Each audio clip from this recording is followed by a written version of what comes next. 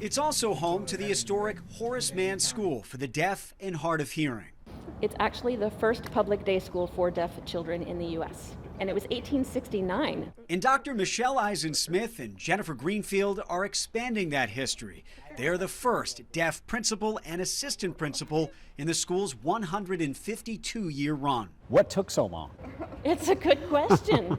It's a really good question. We spoke to them through a sign language interpreter. And I'm very, very grateful to Boston Public Schools and the interview committee who has given us these opportunities to really be as inclusive as possible and to prioritize deaf representation, especially for our community. And the history here is rich. Alexander Graham Bell was devoted to the school. Helen Keller took classes here, and it's now home to about 70 students from infancy to 22-year-olds, learning sign language and a full curriculum. What does it mean to you to be the first deaf head of school here at Horace Mann?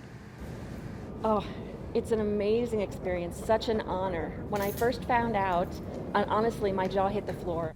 And when the children here learned their new heads of school are deaf, like them, they couldn't believe it. There have been some students who've actually been kind of surprised and come up to us and said privately, "Are you actually deaf? Like, is this really true?" I think we are really committed, Jennifer and I, for that purpose, to make sure that it shouldn't be a question in these children's minds, that they can achieve at every level in whatever their dream may be.